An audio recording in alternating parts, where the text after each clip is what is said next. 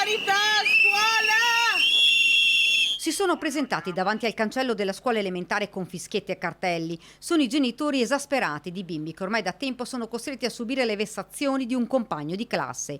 Sono quotidiane le aggressioni verbali, ma anche fisiche, calci, pugni, offese. Così le famiglie hanno scelto di tenerli a casa in questi giorni. Parliamo di aggressioni verso i nostri bambini e non solo. E di fronte a tutto questo la reazione della scuola e delle istituzioni in qualche modo c'è stata, ma noi non la riteniamo insufficiente. Noi vogliamo segnalare dei comportamenti di livello di linguaggio pornografico, a livello di comportamenti indisciplinati, quindi mancanza di rispetto delle basilari forme di vita comune, esempio vessazioni in mensa negli ambienti comuni e anche poi all'interno del materiale scolastico dei singoli ragazzi che si vedono poi privati della propria autonomia. E accade che i bambini chiedano di non andare a scuola per paura, perché non si sentono sicuri nel contesto scolastico, e questo credo che sia l'elemento più critico, perché quando si presenta un'insicurezza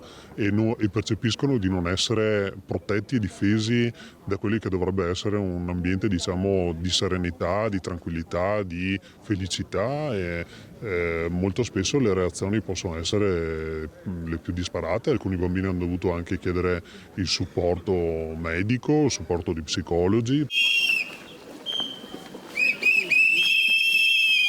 Una situazione che ha passato ogni limite, ci spiegano. Nel mirino di questo bullo è finito anche un bimbo con fragilità. I genitori l'anno scorso si sono recati anche dai carabinieri ed hanno bussato le porte di ogni istituzione, compresa la scuola, ma per ora non ci sono state risposte, nemmeno di fronte ad una maestra costretta a ricorrere alle cure dei sanitari per un calcio preso da ragazzino. Facciamo un invito alle istituzioni regionali scolastiche di venire qui di persona ad analizzare la situazione. Chiediamo anche al ministro Valditara di intervenire, perché riteniamo che non possa essere ulteriormente accettabile un prolungamento di quelli che sono gli effetti nei confronti dei bambini complessivamente. I genitori del bimbo aggressivo respingono le accuse e ci raccontano: se non dovessero esserci risposte e soluzioni immediate, le famiglie dei bimbi torneranno davanti a scuola, fra le ipotesi quella di spostare i propri figli in altre scuole lontani da quelle violenze e dalla paura.